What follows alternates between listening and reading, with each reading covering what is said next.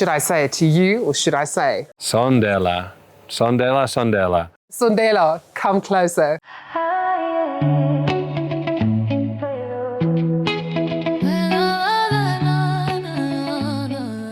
One of the common slip-ups is, you get energized, you go out into the world and you want to champion and take charge and remake learning, and you don't know where to go from there.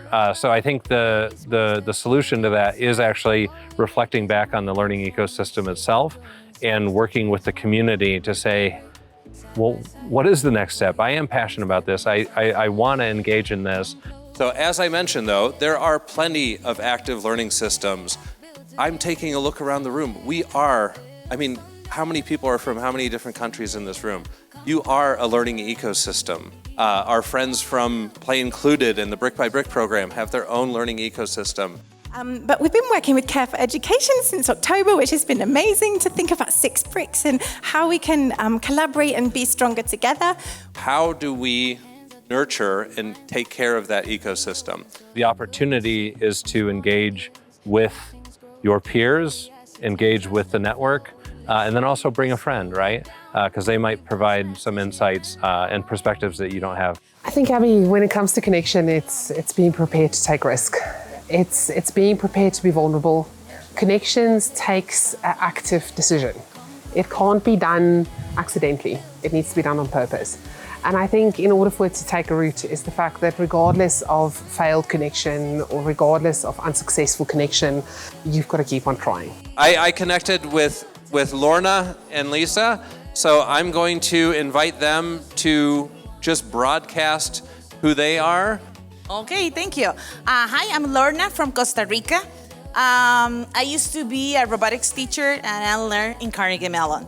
So mostly I'm a consultant in gamification, so I'm the game designer with board games and all that, escape rooms and different kind of stuff for adults. I miss the teaching part, but I'm gonna try to include with the Six Bricks into the adults. Let's see how it goes. I'm a teacher. I've been in the classroom for over 20 years, and I really just felt I needed to do more, and in fact left teaching completely, and now I'm doing the most incredible work.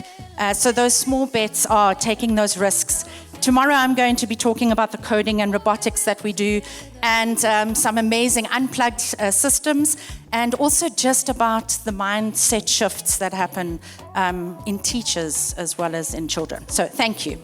A play-based learning approach really brings out a lot more learning for children, especially in a technology-based arena, because of the fact that technology is so focused on certain learning styles that when you introduce other ways of learning, especially physical, play-based, you can actually deep dive into the concepts or the big ideas of computer science. We have to change our practice. We have to be able to adapt, and we have to share concepts together and iterate upon them, right? I think what you said is it really is beautiful, the coming together. That's an opportunity for us to bring our mindset, to bring our perspectives, but also bounce them off one another, and that can influence where we go next. So we've got to find the actionable things that we can do in order to get this community to galvanize. Number one, let's think similar, not the same, similar. Find out what that is, find the strength in that, and then help each other to use it in our contexts so that we as a group become more powerful. It's no good that one of us becomes better.